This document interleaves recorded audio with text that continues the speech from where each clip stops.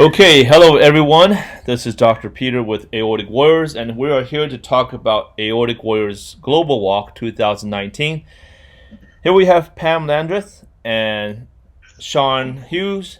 They are our Aortic Warriors Global Walk coordinators. This is actually the third year doing the walk with us, and second year of being the walk coordinators. It's a thankless job, but they're doing a great job at it. So welcome, Pam and Shawn. Thank you for spending this time with me. I hope this technology thing will work for us, so everybody can see a great video. So please tell us. I really wanted to spend this quick time with you, just a few minutes. Kind of, please share with us your motivation of doing this walk, and being that this will be your third year, what is your motivation behind this? My motivation, Peter, is because I lost my son to aortic dissection 3.5 years ago. So when a mother loses a child, I think it is the most devastating thing that anybody can go through.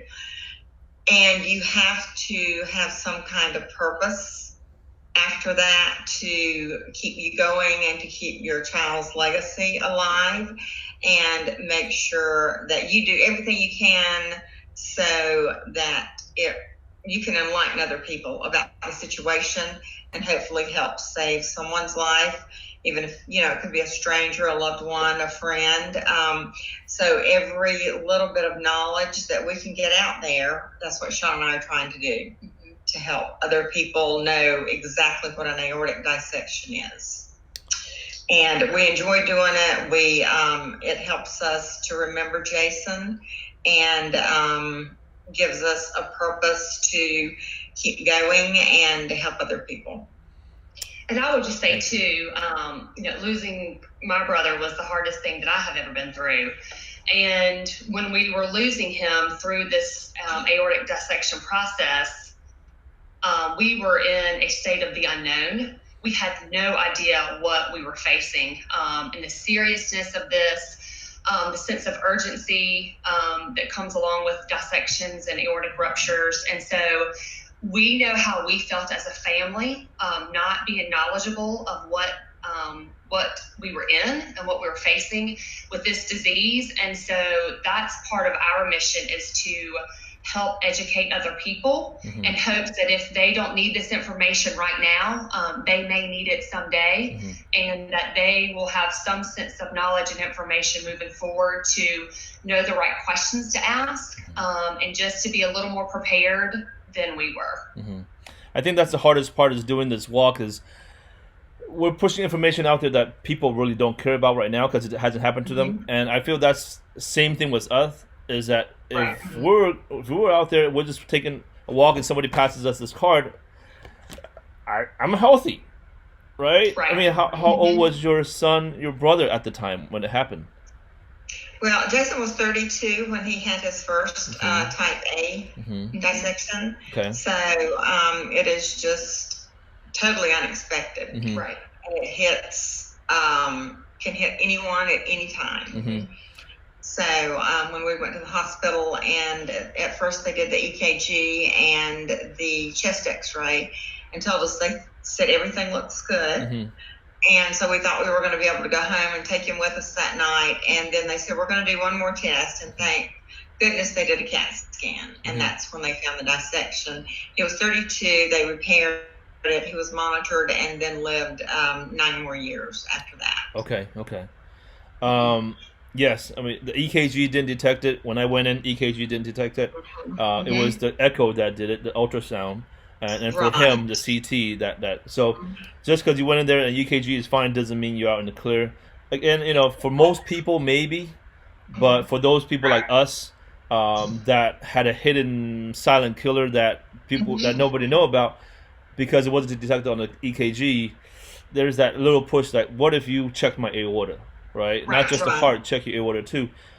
And he, so young, who would have thought? Because even when you go online and you look at aortic dissection, it says happened to most men above 60, right? And you just mentioned how you met somebody at 20 some years old, right? Can you share a story with that? Yeah, can you share your story with that? Absolutely, yes. So I was able to share that and just try to encourage. This was a young guy.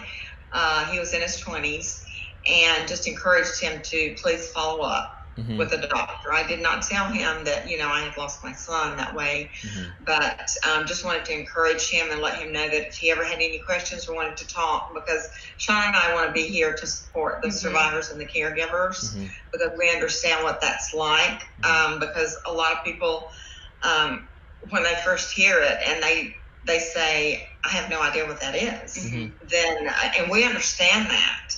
You feel very lost in the situation and overwhelmed. The survivor does, and goes through, because they don't know either. So sometimes I think the survivor thinks after the surgery everything's fine. They're going to go on with their life, and that's what we want. But it does take taking care of your body, talking to your family and friends about it, and your support group, because of the depression that goes on with this. And there's a huge mental health piece that follows that we witnessed with my brother, which is very important. Yes.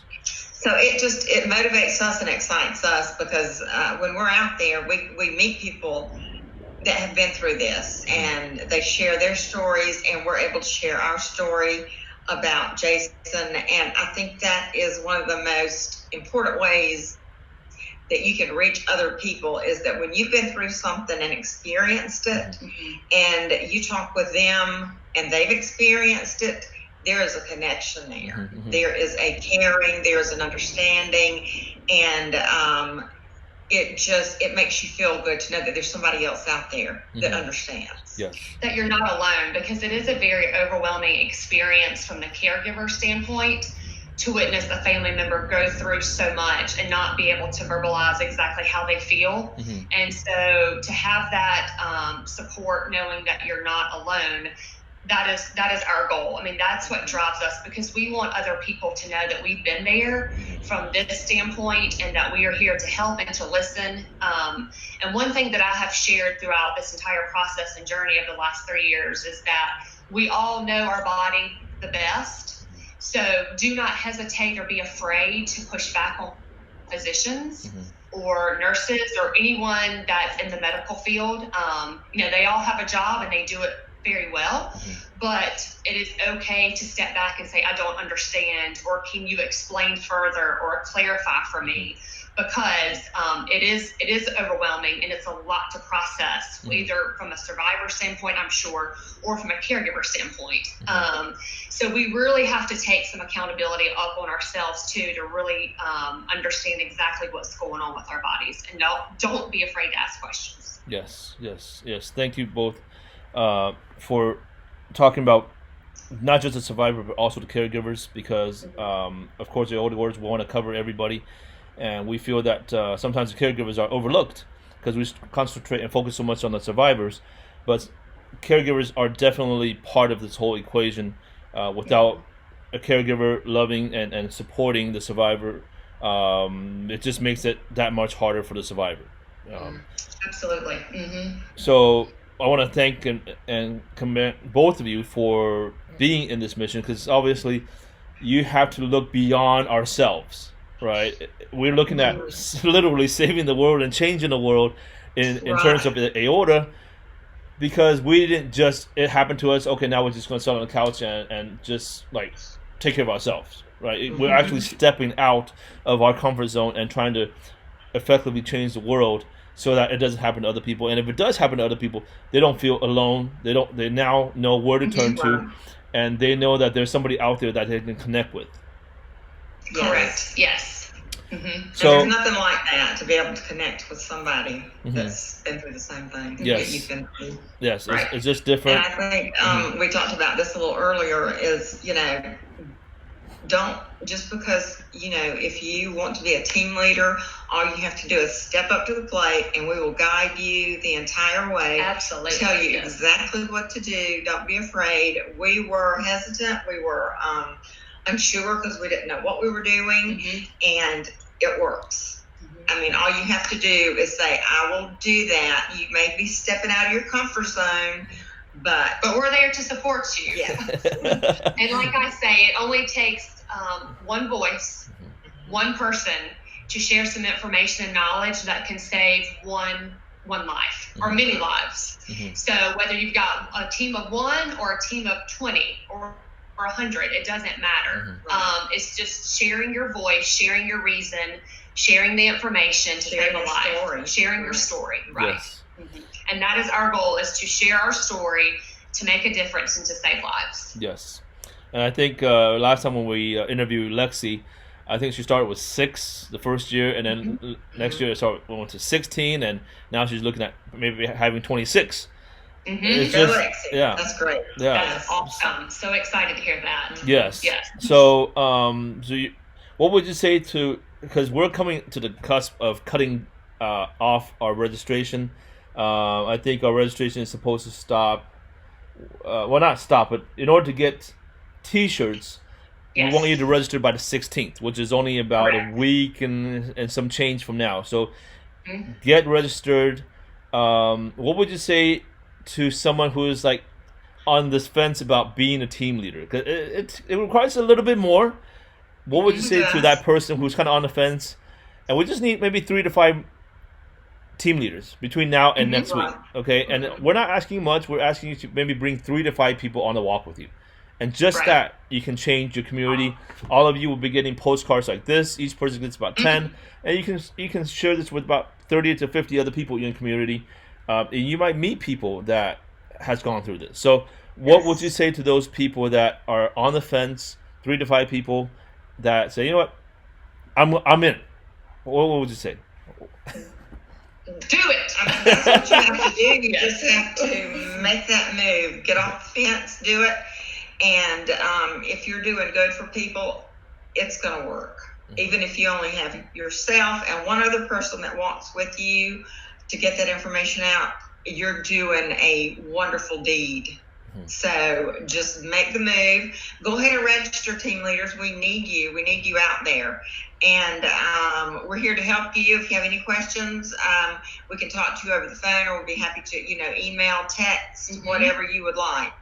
And we'll help you every step of the way. Absolutely. So you're not alone. Don't ever feel you're alone. We're here. Yes. You're here. And it's not as scary as you think it is. So just get signed up. We have 2 weeks to go. Our last push. So thank you both for your time spending here, and thank you so much for all the work that you're doing for Aortic Warriors and for the walk.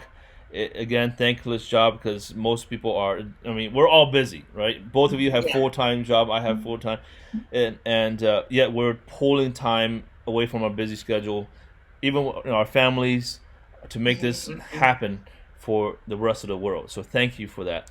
You're very welcome. Any last thing to say before we finish?